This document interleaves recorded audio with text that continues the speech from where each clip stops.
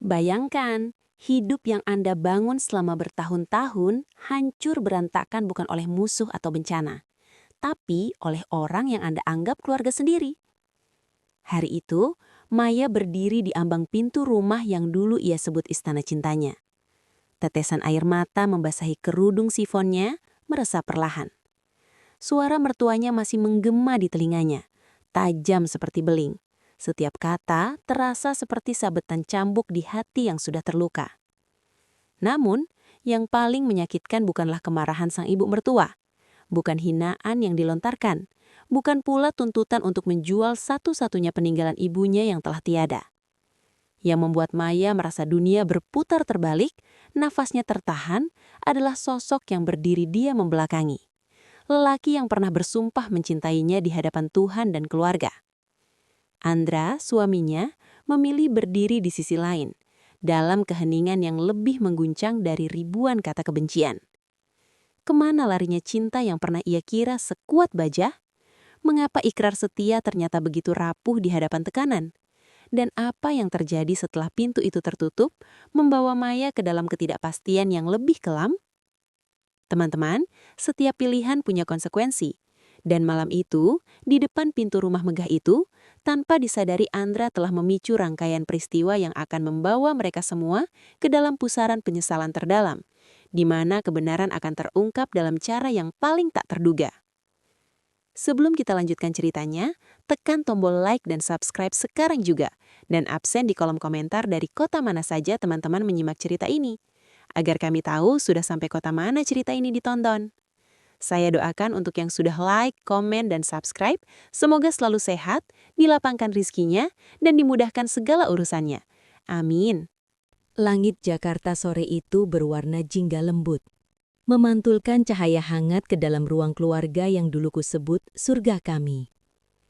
Aku, Maya Arini, duduk di sofa beludru biru yang dulu kami pilih bersama, dengan tawa dan debat ringan tentang harga. Sekarang, kainnya terasa menusuk dingin. Di hadapanku, duduk Ibu Dian Paramita, mertuaku. Wajahnya yang biasanya terpelihara dengan sempurna, keriput halus tersamarkan oleh foundation mahal, kini mengeras seperti pualam. Matanya mirip sekali dengan Andra. Mata yang dulu membuatku jatuh cinta. Menatapku bukan dengan kehangatan seorang ibu, tapi dengan kalkulasi dingin seorang jaksa yang sedang mempersiapkan tuduhan. Andra tidak akan membelamu kali ini, Maya. Suaranya rendah, terukur, seakan setiap kata adalah paku yang dipersiapkan untuk peti mati pernikahan kami. Kamu sudah melampaui batas. Aku menggenggam jari jemariku sendiri, mencoba menahan gemetar yang berasal dari dalam tulang. 5 tahun. 5 tahun aku menjadi bagian dari keluarga ini. 5 tahun aku berusaha mengisi setiap ruang dengan cinta, dengan pengabdian, dengan harapan bisa diterima. Tapi baginya, aku akan selamanya menjadi Maya, anak perempuan penjahit dari pinggiran kota Bandung, yang secara ajaib berhasil memikat putra tunggalnya. Andra, bisikku, suaraku serak. Aku menoleh ke suamiku, pria yang tidur di pelukanku setiap malam, yang bersumpah mencintaiku di hadapan Tuhan dan keluarga. Dia berdiri di dekat jendela, membelakangi kami, menatap hiruk-pikuk ibu kota seolah-olah pemandangan itulah yang paling memikat di dunia ini. Punggungnya yang dulu selalu aku pegangi saat dia lelah, kini tegang dan terkunci. Diam, itulah jawabannya. Diam yang lebih mengguncang daripada teriakan. Ini tentang masa depan keluarga kita, Maya. Lanjut Ibu Dian, sambil menyelipkan sehelai rambut yang sempurna ke belakang telinga. Kesempatan ekspansi bisnis ke Singapura ini tidak bisa datang 2 kali. Modal yang dibutuhkan besar, dan kita semua harus berkorban. Korban, kata itu menggantung di udara yang pengap. Perhiasan yang dia maksud bukanlah perhiasan biasa. Itu adalah satu-satunya peninggalan ibuku, almarhumah Sari. Sebuah kalung emas sederhana dengan lionting bunga melati dari permata kecubung kecil. Tidak mahal secara materi, tapi bagi ibuku, seorang penjahit yang bekerja dari subuh hingga larut malam, itu adalah harta satu-satunya. Dia menyimpannya selama puluhan tahun, lalu mengenangkannya di leherku di hari pernikahanku, dengan mata berkaca-kaca. Ini bentengmu, Nak. Benteng cinta yang tulus. Jangan pernah lepaskan, kecuali untuk orang yang akan mencintaimu lebih dari nyawanya sendiri. Dan sekarang, aku diminta untuk melepas benteng itu. Menjualnya. Menukar kenangan terakhir dari seorang ibu yang berjuang mati-matian membesarkanku dengan suntikan modal untuk bisnis keluarga Paramita yang sudah lebih dari berkecukupan. Ibu, itu peninggalan almarhumah ibuku. Suaraku bergetar, berusaha keras menahan tangis. Bukan tentang nilainya, tapi tentang maknanya. Ada cara lain. Maknanya? Ibu Dian menyelah. Bibirnya menyunggingkan senyum sinis yang membuat darahku membeku. Maknanya adalah sentimentalitas yang menghalangi kemajuan. Keluarga kita, Maya, dibangun dengan kerja keras dan pengorbanan nyata, bukan dengan mengenang masa lalu yang menyedihkan. Setiap kata seperti sabetan cambuk. Ibumu pasti mengerti jika itu untuk kebaikan suamimu. Atau jangan-jangan kamu lebih mengutamakan ibumu yang sudah tiada daripada suami dan keluarga yang menghidupimu sekarang. Sakit. Sakit yang begitu dalam hingga aku kehilangan nafas. Pandanganku kembali ke Andra. Andra, tolong, katakan sesuatu. Dia perlahan berbalik. Wajahnya, wajah yang begitu ku kenal, setiap garis senyum, setiap kerutan di sudut matanya saat berpikir, kini seperti topeng asing. Matanya menghindari kontak denganku. Dia melihat ibunya, lalu ke lantai. Ibu punya poin, Maya. Ucapnya akhirnya. Suaranya hampa, seperti robot. Kita butuh modal cepat. Dan itu hanya perhiasan. Kita bisa beli yang baru nanti, yang lebih bagus. Hanya perhiasan. Hanya perhiasan. Kalimat itu menguapkan sisa kekuatan di lututku. Dunia di sekelilingku seolah meredup. Aku melihat bibir Ibu Dian bergerak, melanjutkan rentetan tuduhan bahwa aku egois, tidak mendukung karir suami, bahwa sikapku kecil-kecilan selalu menjadi penghalang, bahwa sejak awal dia meragukan keputusannya mengizinkan Andra menikah denganku. Tapi suaranya kini seperti dengung dari dalam air. Yang kudengar hanya detak jantungku sendiri yang berdebar kencang, penuh kekecewaan. Kilasan memori berputar cepat di kepalaku. Andra yang memintaku menikah di taman kampus dengan janji akan melindungiku selamanya. Andra yang berdebat dengan ibunya selama berbulan-bulan demi mendapat restu. Andra yang memelukku erat saat ibuku meninggal, berbisik bahwa dia akan menjadi bentengku. Andra yang dulu. Di mana pria itu sekarang? Perjalanan kami tidak pernah mulus. Ibu Dian, janda muda yang mengelola bisnis keluarga sukses setelah suaminya meninggal, adalah pusat dari alam semesta keluarga Paramita. Andra adalah bulan yang mengorbitnya. Cahayanya adalah pantulan dari sang ibu. Aku adalah asteroid kecil yang tersedot masuk ke orbit mereka, tanpa pernah benar-benar menjadi bagian dari sistem. Pertemuan pertama kami di rumah megah mereka di Pondok Indah masih jelas membekas. Aku dengan gaun sederhana dan rasa gugup yang melumpuhkan, disambut oleh tatapan Ibu Dian yang menyapu dari ujung rambut sampai ujung sepatuku. Makan malam itu adalah interogasi yang terselubung dengan sopan, tentang latar belakang keluarga, pendidikan, ambisi.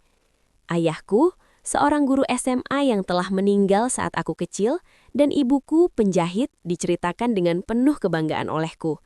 Tapi aku melihat cahaya di mata Ibu Dian meredup. Luar biasa, orang tuamu pasti sangat pekerja keras, katanya. Tapi nada suaranya berkata sebaliknya.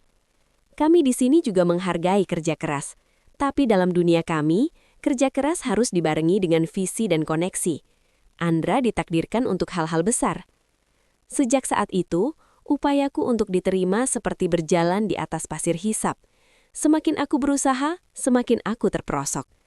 Jika aku memasak masakan rumah untuk Andra, Ibu Dian akan berkomentar, "Manis sekali, tapi kasihan Andra harus makan pedesaan terus.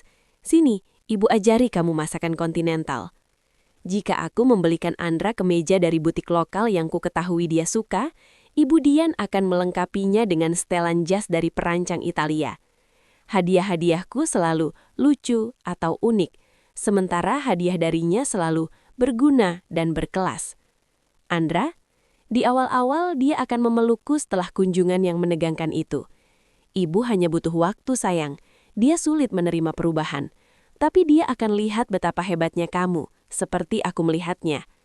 Pelukannya hangat, kata-katanya meyakinkan. Tapi pelan-pelan perlindungannya mulai meluntur. Aku mulai mendengar gumamannya. Coba kamu ikuti saja saran ibu soal dekorasi ulang kamar tidur, biar dia senang. Atau mungkin acara keluarga besok kamu pakai gaun yang ibu belikan saja ya. Yang kamu pilih kemarin agak kurang formal. Retakan-retakan kecil itu awalnya seperti garis rambut di kaca. Hampir tak terlihat. Tapi setiap tekanan dari Ibu Dian dan setiap diam Andra membuat retakan itu melebar. Puncaknya adalah ketika aku hamil. Untuk pertama kalinya, aku melihat cahaya penerimaan di mata Ibu Dian. Dia menjadi perhatian, membanjiriku dengan vitamin, mengatur janji dengan dokter kandungan terbaik. Aku bernafas lega, berpikir akhirnya aku akan diakui. Namun, kegembiraan itu hanya berlangsung 3 bulan. Aku keguguran. Kesedihan yang mendalam itu diperparah oleh komentar Ibu Dian di hari aku pulang dari rumah sakit dengan tubuh masih lemah dan hati remuk. Tabah ya Maya, mungkin ini memang belum rezekinya. Atau mungkin alam sedang memberitahu bahwa kamu dan Andra perlu fokus membangun bisnis dulu sebelum punya anak. Jangan terlalu sentimental. Andra, yang seharusnya menjadi tempatku bersandar, malah sibuk mengangguk-angguk setuju dengan ibunya. Ibu benar Maya, kita masih muda. Nanti lagi. Dia bahkan tidak memelukku malam itu. Dia tidur di sofa, katanya agar aku bisa istirahat lebih nyaman. Tapi yang kurasakan adalah pengasingan yang dalam. Kesedihanku dianggap sentimental, kehilanganku dianggap bukan prioritas. Setelah itu, sesuatu dalam diri Andra berubah lebih drastis. Dia semakin sering menghabiskan waktu membahas bisnis dengan ibunya, pulang larut, dan ketika di rumah pikirannya melayang entah kemana. Cinta kami yang dulu terasa seperti nyala api yang hangat, berubah menjadi bara yang semakin redup ditutupi abu keinginan ibunya dan ambisinya sendiri. Malam pengusiran itu adalah akumulasi dari segala luka terpendam. Ibu Dian tidak hanya menuntut kalung ibuku, itu adalah simbol. Dia menuntut pengakuan total bahwa segala sesuatu dariku, latar belakangku, nilai-nilaiku, cintaku, tidak ada artinya dibandingkan dengan keinginan dan reputasi keluarga Paramita. Setelah Andra mengucapkan kata-kata hanya perhiasan, aku tidak bisa lagi menahan air mata. Namun air mata itu tidak melembutkan mereka. Malah di mata Ibu Dian itu adalah bukti kelemahanku. Lihat Andra, dia tidak cukup kuat untuk keluarga kita. Dia menangis untuk hal sepele sementara kita butuh ketegasan. Bisnis ini akan membawa kita ke level internasional. Dan kita butuh partner yang kuat di sampingmu, bukan seseorang yang terikat dengan masa lalu yang melankolis. Andra, Isaku, mencoba terakhir kalinya meraih jiwanya yang semakin menjauh. Ini bukan tentang perhiasan, Maya. Ini tentang menghormati ibuku, tentang menghormati aku. Kalau kamu bisa memaksaku menjual ini, apalagi yang akan kamu dan ibumu minta nanti? Jiwa dan ragaku? Jangan dramatis, hardik Ibu Dian. Kami meminta kamu untuk dewasa, tapi sepertinya itu terlalu tinggi untukmu. Andra, putuskan. Keluargamu, bisnis keluarga, mimpimu, atau istrimu yang tidak bisa melepaskan kalung bekas. Detik-detik itu terasa abadi. Aku memandangi suamiku, berdoa dalam hati agar ada sisa cinta, sisa keberanian dari pria yang dulu aku kenal. Aku melihat pergulatan di wajahnya. Namun yang menang bukanlah cinta untukku, melainkan ketakutannya pada ibunya, ambisi akan bisnis, dan mungkin rasa malunya pada dirinya sendiri karena pernah memilihku. Dia menarik nafas panjang. Maya, ucapnya, suaranya datar, tapi matanya, oh Tuhan matanya, penuh dengan ketakutan, bukan pada kehilanganku, tapi pada konsekuensi dari tidak menuruti ibunya. Ibu sedang tidak enak badan karena semua ini. Tekanannya naik. Aku tidak punya pilihan. Mendingan kamu pulang ke orang tuamu dulu. Kita butuh waktu untuk berpikir jernih. Pulang ke orang tuamu dulu. Itu bukan saran. Itu adalah pengusiran yang halus. Aku tidak punya pilihan. Kalimat itu yang terakhir menghancurkan segalanya. Dia punya pilihan. Dia memilih untuk tidak memilihku. Aku terduduk diam. Air mataku mengering di pipiku digantikan oleh mati rasa yang dalam. Aku melihat Ibu Dian sedikit tersenyum, senyum kemenangan. Aku melihat Andra kembali membelakangiku, bahunya turun, bukan karena duka, tapi karena beban yang akhirnya dia lepaskan, yaitu aku. Tanpa kata-kata lagi, aku berdiri. Kaki terasa seperti terbuat dari timah. Aku berjalan menuju kamar yang dulu kita bagi. Aku tidak membawa banyak, hanya beberapa pakaian, dokumen-dokumen penting, dan tentu saja kalung ibuku yang tersimpan di kotak kecil. Andra bahkan tidak mengikutiku ke kamar. Dia tetap di ruang keluarga, terdengar bisik-bisiknya dengan ibunya.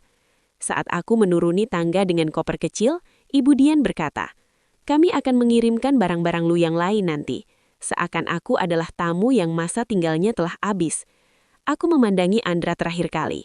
"Apakah ini benar-benar yang kamu inginkan?" Dia tidak menjawab. Dia hanya mengangguk, matanya masih menghindar. Aku membuka pintu.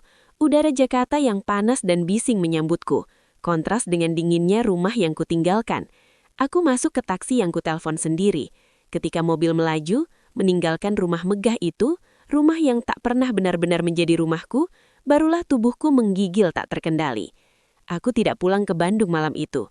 Aku menginap di hotel kecil, menatap langit-langit kamar sepanjang malam, mempertanyakan setiap keputusan, setiap cinta, setiap pengorbanan. Aku telah memberikan segalanya, meninggalkan pekerjaan yang kusukai atas saran mereka, mengubah gayaku, menekan pribadianku, dan pada akhirnya aku dibuang seperti sampah yang sudah tidak berguna. Dan pria yang kucintai, yang kupercayai, hanya dia menyaksikan pembuangan itu, bahkan membuka pintu bagi ibunya untuk melemparku keluar. Rasa sakit itu adalah makhluk hidup yang menggerogoti dari dalam. Tapi perlahan, dari puing-puing hati yang hancur, muncul emosi lain, yaitu amarah.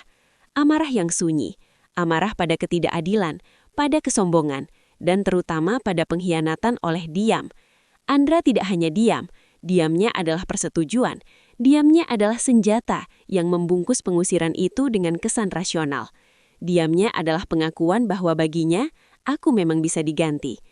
Namun, di tengah kesedihan dan amarah yang membara, ada satu keyakinan kecil yang tersisa. Keyakinan bahwa kebenaran suatu saat nanti akan muncul ke permukaan.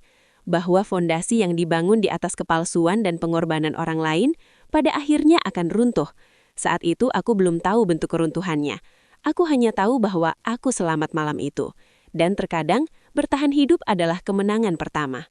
Kabar tentang keruntuhan keluarga Paramita sampai ke telingaku bukan dari Andra atau ibunya, melainkan dari suara-suara gemuruh di dunia maya dan bisik-bisik getir mantan asisten rumah tangga kami, Mbak Sari, yang masih setia mengirimiku pesan singkat penuh keprihatinan. Rupanya, setelah pengusiranku, roda keserakahan berputar semakin cepat. Sasha, si cahaya baru yang sempurna, adalah penipu ulung yang beroperasi dengan modus gold digger tingkat tinggi. Gaya hidup mewahnya dibiayai oleh piramida pinjaman dan janji palsu. Dia merayu Ibu Dian dengan mimpi ekspansi bisnis fantastis, meyakinkannya untuk menggadaikan beberapa aset properti dan menarik dana besar dari perusahaan untuk proyek patungan eksklusif dengan keluarganya yang fiktif di Singapura. Kepada Andra, dia menyuntikkan racun pujian dan ilusi tentang kekuasaan, mendorongnya untuk mengambil alih keputusan dengan gegabah dan memutuskan koneksi-koneksi lama yang dianggap kampungan. Mereka, yang dulu menganggapku tidak cukup canggih, justru terjebak dalam tipu muslihat paling klise, pesona kemilau emas palsu. Sasha menghilang tepat ketika pinjaman-pinjaman yang dibuat Ibu Dian jatuh tempo. Rekeningnya kosong, nomornya tidak aktif, dan koneksi bisnis keluarganya tak pernah ada. Perusahaan Paramita yang dulu kokoh, kini limbung diterpa utang dan tuntutan hukum. Reputasi mereka hancur. Yang tersisa adalah rumah megah yang akan segera disita, nama keluarga yang tercoreng, dan kekosongan yang jauh lebih dalam daripada sekedar masalah finansial. Mereka datang pada suatu Senin sore, ketika langit mendung seolah hendak ikut menangis. Aku melihat mobil sedan tua, bukan lagi SUV mewah mereka, berhenti di depan rumah orang tuaku yang sederhana di Bandung. Dari jendela, kulihat Andra membantu ibunya keluar mobil. Ibu Dian terlihat 10 tahun lebih tua, punggungnya membungkuk, tanpa jejak make up atau perhiasan. Andra sendiri seperti bayangan dari dirinya yang dulu, mata cekung, pakaian lusuh, penuh dengan kegelisahan. Ibuku, dengan hati sebening kaca, hanya menghela nafas. Mereka datang, Maya. Kau mau menemui mereka? Aku mengangguk, bukan karena harapan, tapi karena penutupan. Aku ingin melihat dengan mata kepala sendiri akhir dari drama yang mereka pilih. Ruangan tamu yang sempit terasa pengap dengan kehadiran mereka. Ibu Dian tidak lagi bisa menatap mataku. Tangannya menggenggam erat tas murahan. Nakelnya memutih. Maya, suara Andra serat, memecah kesunyian. Kami... Ibu mau minta maaf, Maya. Ibu Dian menyela. Suaranya bergetar. Namun masih ada sisa-sisa kebanggaan yang patah di sana. Kami tertipu. Perempuan itu, Sasha, air matanya akhirnya mengalir di pipinya yang keriput. Menguak kerapuhan yang selama ini tersembunyi di balik topeng kesombongan. Andre memandangku. Matanya berenang dalam lautan penyesalan. Aku tahu, ini tidak berarti apa-apa setelah apa yang kulakukan. Tapi kami bangkrut, Maya. Semua hilang. Ibu sakit. Dan aku baru menyadari betapa bodohnya aku. Betapa butanya aku. Dia menarik nafas terseduh-seduh. Dia hanya menginginkan uang kami, Maya. Sedangkan kamu menginginkan aku. Dan aku membuangmu. Diamku membungkus ruangan. Aku melihat dua manusia yang hancur. Amarahku yang dulu membara pelan-pelan padam, digantikan oleh rasa iba yang dalam dan getir. Mereka telah menjadi hakim bagi diri sendiri, dan hukumannya lebih kejam daripada apapun yang bisa kualamatkan. Aku tahu, akhirnya kuucapkan. Suaraku tenang, jauh lebih tenang dari yang kuduga. Mbak Sari sudah memberitahuku. Wajah mereka pucat. Mereka pikir mereka membawa berita kejut. Aku sedih mendengar apa yang terjadi pada kalian, dan aku berkata jujur. Rasa sakit itu telah mengubahku, bukan membuatku pahit, tapi lebih memahami betapa rapuhnya manusia, betapa mudahnya silau dunia membutakan hati. Aku tahu kalian kemari untuk memintaku kembali. Maya, berbisik penuh harapan yang putus asa. Aku telah belajar, ibu juga. Kita bisa mulai dari nol, dari dulu. Aku butuh kamu. Kalimat itu menggantung di udara. Ibuku di sudut ruangan menarik nafas dalam. Aku memandang lelaki di hadapanku. Masih ada sisa-sisa ketampanan itu, sisa-sisa kenangan manis yang dulu. Tapi di balik matanya, aku tidak lagi melihat pasanganku. Aku melihat seorang pengecut yang baru menemukan keberaniannya setelah segalanya hilang. Aku melihat seseorang yang mencintaiku bukan karena aku adalah aku, tapi karena aku adalah pelampung terakhir di tengah lautan kegagalannya. Aku tersenyum, senyum kecil yang penuh dengan kedamaian yang telah kuperjuangkan dengan susah payah. Andra, ibu, panggilku lembut. Aku memaafkan kalian. Mereka mengangkat kepala, ada cahaya kecil di mata mereka. Sebuah harapan. Tapi, ucapku tegas dan jelas, memotong harapan itu sebelum mengakar. Memaafkan bukan berarti melupakan, bukan berarti kembali. Aku memaafkan kalian untuk diriku sendiri, agar hatiku tidak dibelenggu oleh kebencian, agar aku bisa benar-benar bebas. Andra tampak tertampar. Maya, tolong, kita masih suami istri. Kita dulu suami istri, koreksiku. Hubungan itu mati pada malam kamu memilih diam dan menyuruhku pulang. Hubungan itu dikubur saat kamu menggantikanku dengan sosok palsu hanya dalam hitungan minggu. Kepercayaan itu sudah remuk, Andra. Dan beberapa hal, sekali hancur, tidak bisa disatukan lagi seperti dulu. Aku berdiri, menandakan pertemuan ini akan segera berakhir. Aku berdoa kalian bisa bangkit dari ini. Benar-benar bangkit, bukan sekedar secara finansial, tapi sebagai manusia. Tapi perjalanan kalian bukan lagi perjalananku. Aku sudah menemukan jalanku sendiri. Aku mengantar mereka ke Dipi. Ibu Dian sebelum masuk ke mobil, berbalik dan memelukku tiba-tiba. Pelukannya kaku, penuh penyesalan yang tak terungkap. Kamu selalu lebih kuat dari yang kita kira, Maya. Bisiknya, suaranya parau. Maafkan ibu untuk segalanya. Aku hanya mengangguk, membebaskan diri dari pelukannya. Andra menatapku untuk terakhir kalinya. Matanya memohon, meraba, mencari sisa cinta yang mungkin tertinggal. Yang dia semukan adalah ketenangan dan ketegasan. Aku mencintaimu, Maya. Aku benar-benar menyesal. Selamat tinggal, Andra, ucapku. Bukan sampai jumpa, tapi selamat tinggal. Sebuah perpisahan yang final. Mobil mereka pergi, menyusuri jalan sempit, menghilang di balik tikungan. Aku berdiri di teras Bandung, menghirup udara Bandung yang sejuk. Aku tidak menangis. Rasanya seperti beban seberat gunung akhirnya terlepas dari pundakku. Beberapa bulan kemudian, gugatan cerai yang kujalani dengan tenang telah berkekuatan hukum tetap. Prosesnya tidak rumit. Andra dalam kehancurannya tidak melawan. Aku tidak meminta apa-apa, hanya kebebasan. Kini aku berdiri di depan toko kecil kain kenangan. Butik kain dan jahitan kecil yang kubuka dengan uang pesangon amaku dan dukungan ibuku. Jendelanya dipajang kain-kain cantik dan satu hiasan kecil, gambar bunga melati. Tidak ada kalung ibuku yang dijual. Kalung itu masih tersimpan, sebagai pengingat cinta yang tulus, bukan sebagai beban. Sebuah artikel online menarik perhatianku. Kisah bangkitnya mantan konglomerat muda. Andra Paramita kembali sebagai konsultan dengan pendekatan baru. Fotonya tampak lebih sederhana, lebih tua, tapi matanya lebih tenang. Katanya dia belajar dari kesalahan terbesarnya. Aku tersenyum. Aku harap itu benar, untuk kebaikannya sendiri. Pintu tokoku berbunyi. Seorang guru seni yang sering membeli kain untuk karya murid-muridnya, masuk sambil membawa 2 gelas kopi panas. Sambil istirahat, Maya, ceritain dong, motif batik ini inspirasi dari mana? Tanyanya. Matanya bersinar dengan ketulusan yang langsung terasa, tanpa pretensi. Aku menerima kopinya. Hangatnya merambat dari telapak tangan ke dalam dada. Aku melihat keluar jendela, di mana matahari mulai menerangi jalanan. Dulu, aku mengira cinta adalah tentang bertahan di tengah badai, tentang berkorban sampai tak tersisa. Sekarang, aku tahu cinta yang sejati, dari pasangan, dari keluarga, dari diri sendiri, tidak seharusnya membuatmu merasa kecil, atau memaksamu melepas benteng dirimu. Cinta yang sehat datang dengan rasa hormat, dengan suara yang didengar, dan dengan keberanian untuk memilih yang benar, bukan yang mudah.